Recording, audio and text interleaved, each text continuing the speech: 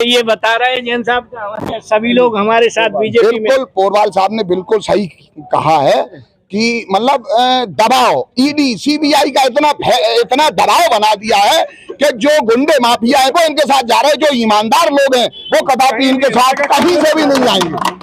ये कालिका मंदिर के सामने खड़े होकर झूठ बोल रहे हैं, इनको ठेके मिलते हैं इसलिए काम लगे बास में, नहीं तो ये आ जाते अभी भी हमारे पास। कहोगे सरकार? भाई साहब मैं ठेकेदार भी नहीं हूँ और न मुझे ठेका चाहिए, मुझे ठेका भी नहीं चाहिए, न मैं ठेकेदार। लेकिन मैं ये कहना चाहता हूँ कि जिस सरकार का संयुक्त राष्ट्र संघ के लोग विरोध कर रहे हैं, अभी संयुक्त राष्ट्र संघ के महासचिव एंटोनियो गुतेरेस जी ने कहा कि हिंदुस्तान में लोकतंत्र का शासन नहीं है, गला घोटा जा रहा है लोकतंत्र का। सच पूछिए, सुप्रीम कोर्ट को ये कहना पड़ रहा है कि यहाँ कानून का शासन नहीं है। आप बॉन्ड में कोई नहीं बोलना चाहता, हजारों करोड़ रुपए का घपला दबाए बैठे हैं। क्या कारण है कि एसबीआई का अधिकारी 4 महीने मांग रहा था? किसको बचाया जा रहा था आप बताइए, किसको बचाया जा रहा था? चंडीगढ़ में खुलेआम लूट हुई चुनाव में, सुप्रीम कोर्ट ने बहुत तगड़ा तमाचा दे दिया। इससे भी ज्यादा घटिया राजनीति नहीं हो सकती, इतना गंदा प्रधानमंत्री। क्या सर कैसे देखते हो सर? आरोप लगा रहे कि बॉन्ड जो सुप्रीम कोर्ट ने जब चाबुक चलाया, मैंने आपसे एक बात कही है कि भारतीय जनता पार्टी खराब है, जो मंदिर के सामने खड़े हैं वो अपने कदमों से चली जाएगी, और अच्छा काम किया है तो फिर दोबारा आएगी। इन लोगों का आपको पता भी लगेगा चुनाव के बाद, ये नहीं सकाले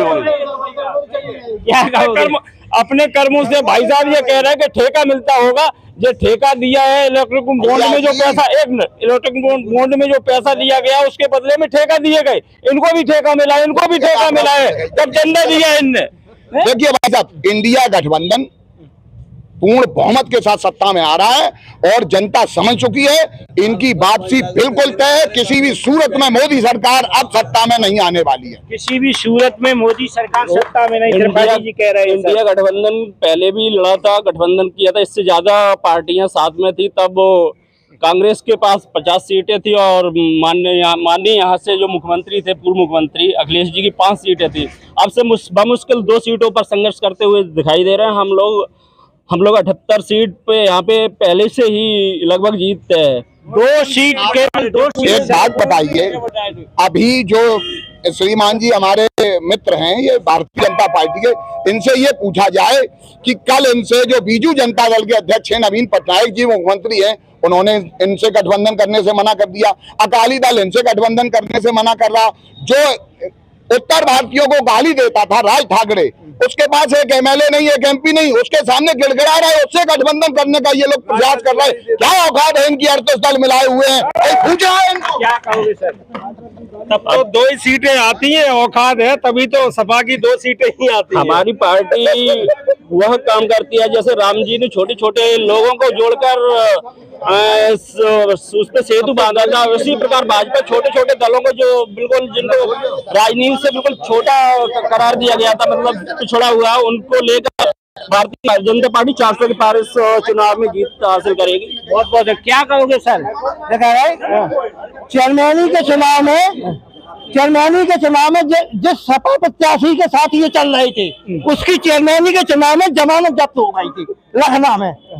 सपा प्रत्याशी की लोकसभा का चुनाव चेयरमैन की बात कर रहे हैं। देखिए, चेयरमैन का चुनाव ऐसा था कि जो हमारा समाजवादी पार्टी ने प्रत्याशी बनाया था, वो व्यक्तिगत कारणों से उन्होंने अपना नामांकन वापस ले लिया था। व्यक्तिगत कारणों से हो सकता है केवल नामांकन दायर था, लेकिन उन्होंने निर्दलीय को समर्थन दे दिया था। जिसको समाजवादी पार्टी ने समर्थन दिया था वही आज वर्तमान में यहाँ का चेयरमैन है। और सीबीआई ईडी उसके भी घर में घुसेड़ दी, उसके घर में भी घुसेड़ दी, उसके घर में भी भाजपा में जो चेयरमैन है वो भाजपा में है।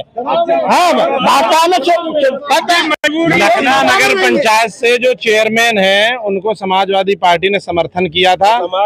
ईडी और सीबीआई के डर से वो अभी 10-15 दिन पहले भारतीय जनता पार्टी में शामिल हो चुके हैं। क्या कहते हैं? इलेक्ट्रिक बॉन्ड की बात कर रहे हैं जी लोग, ये नहीं हम बताना चाहते हैं। फ्यूचर गेमिंग एक कंपनी है, उसकी वार्षिक आमदनी 100 करोड़ के लगभग है, और उसने चंदा दिया है 1365 करोड़।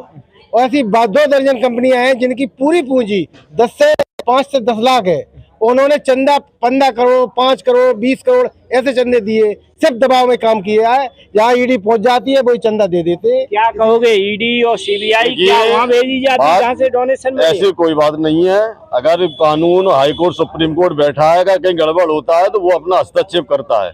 रही बात विकास की योजना के तहत, मैं आपसे कह रहा हूँ कि ये लोग जो बोल रहे हैं, ये भी खेती के रुपए ले रहे हैं, ये भी कॉलोनियां ले रहे हैं, ये भी सब कुछ जितनी व्यवस्था है भाजपा दे रही है, सब लोग ये ले रहे हैं। क्या व्यवस्थाएं सब ले रहे हो? जैसे किसान सम्मान निधि है, कॉलोनी वगैरह सर बता रहे हैं। जैसा कि ये बता रहे हैं श्रीमान जी, एक गांव में 2-4 लोगों की आ रही तो आ रही, किसी महीने 2 आदमी की आ जाती, किसी महीने 4 की, सिवाय फ्रॉड के कुछ नहीं है सरकार में। आप बताइए, जब माननीय अखिलेश यादव इस प्रदेश के मुख्यमंत्री हुआ करते थे, यहाँ पे लोहिया आवास मिलता था जिसकी कीमत 2.5 लाख रुपए मिलती थी, आज 1,20,000 रुपए का दे रहे हैं। केवल 1,20,000 रुपए का प्रधानमंत्री आवास। महंगाई बढ़ रही है और इनके आवास की कीमत घट रही है। और जब मनमोहन सिंह केंद्र में प्रधानमंत्री थे, इसी इटावा जनपद को 14,000 आवास मिले थे। अब की बार केवल 1100 आवास एक साल में, एक वित्तीय वर्ष में। मनमोहन सिंह प्रधानमंत्री थे तब 14,000 आवास बता रहे तब हैं। ये कांग्रेस में थे। जब मनमोहन सिंह वहाँ थे तब ये कांग्रेस में थे। उसके बाद ये समाजवादी पार्टी में आए हैं और अब ये भारतीय जनता पार्टी में तैयारी कर रहे हैं आने की। भारतीय जनता पार्टी में तैयारी कर रहे हो? भाई साहब भी हमारे समाजवादी पार्टी में पहले थे, ईडी के कारण श्रीमान जी भी आज भारतीय जनता पार्टी। ईडी के डर से ये भी गए। हमारी समाजवादी पार्टी में कई वर्षों इन्होंने काम किया, बहुत अच्छा काम किया। और भाई साहब बहुत मेहनती है। कोरवाल जी बहुत अच्छे आदमी है, वो सराफे का काम करते हैं, बड़ा काम है सराफे का इनका। ईडी के डर के वजह से ईडी के डर के मारे हमारे बहुत अच्छे मित्र हैं भाई साहब, बहुत अच्छे समाजवादी पार्टी करता रहे हैं, लेकिन ईडी और सीबीआई के भय के कारण आज भी डर के मारे नहीं कह रहे, दिल से समाजवादी पार्टी के साथ हैं। डर से गए हो? गलत बात है, ये लोग गलत कह रहे हैं। मैं जीवन जब से भारतीय जनता पार्टी में हूँ, कुछ कारणों से मैं बीच में चला गया था। उसके बाद फिर हमको पार्टी के लोग आए, ले गए हमको। कुछ गलतियां उन्होंने की थी, लेकिन ऐसा नहीं है कि पार्टी, देखिए सत्यता तो ये है, ये भी जानते हैं कि भयमुक्त समाज का जो नारा है, सबसे ज्यादा उसी की कृपा से पार्टी चल रही है। क्योंकि आज रात को 12 बजे आप बघेवर से चले आए, आप सुरक्षित आएंगे। कोई इससे पहले जो समाजवादी की सरकार थी उत्तर प्रदेश में, क्या उस टाइम 12 बजे कोई नहीं आ पाता? नहीं आ पाते थे लोग। 7 बजे तो 7 बजे बंद हो जाती थी। 7 बजे के बाद कोई नहीं आ पाता था जब समाजवादी पार्टी की सरकार थी। मैं कालका मंदिर के प्रांगण में हूँ और मैं ईमानदारी सच कह रहा हूँ कि मेरे बड़े भाई साहब की सलहेज, मेरे घर में मेरा पुत्र खत्म हुआ था, फेरा करने आ रही थी, बिजौली पुल के ऊपर उनकी लड़ छीन ली गई और थाना बकेवर में एफआईआर दर्ज नहीं हुई। कौन से शासन में सर? अभी 15 दिन हुए, 15 दिन पहले की घटना। हमारी पत्नी की एक दिन ओवर ब्रिज पे जंजीर तोड़ ली और मोटरसाइकिल में लाद दी, बच गया। और जो सुंदरपुर अठलगड़ा मेरे पास में है, वो लेडीज भी मर गई जंजीर तोड़ने पे, गिरी रोड पे। उसका घर बना था बकेवर थाने में, और वो एक दिल थाने की बात है। एक दिल थाने में ये 2 घटना हुई, आज दिन तक नहीं, कोई नहीं। इतनी गुंडई हो रही है, कोई कहने वाला नहीं है। और ये जितना भी जो लोग बोलते हैं गुंडई पे सर, इतने बड़ा बताते हैं, एक लेडीज मर गई, लड़ वगैरह जो चैन थी छीनने में, एफआईआर तक। देखिए भाई, जब सतयुग था तब भी राक्षस थे और देवता थे। एफआईआर न होना ये बड़ी बात है सर। ऐसा कोई बात नहीं है। एफआईआर अगर थाने गए होंगे तो एफआईआर जरूर लिखी गई होगी। और दूसरी बात ये है कि जितनी भी जंजीरें टूटी हैं, सब इन्हीं के लोगों की टूटी है, भाजपा के किसी लोगों की नहीं टूटी है।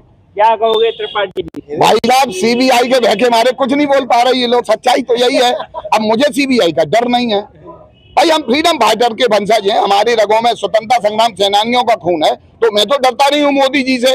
आप बताइए, अजीत पवार जी, हजारों करोड़ का घोटाला, चक्की पीसिंग महाराष्ट्र के मुख्यमंत्री जी बोलते थे, हेमंत शर्मा पीसिंग और washing powder Tholing, Bhajpa washing powder Tholing.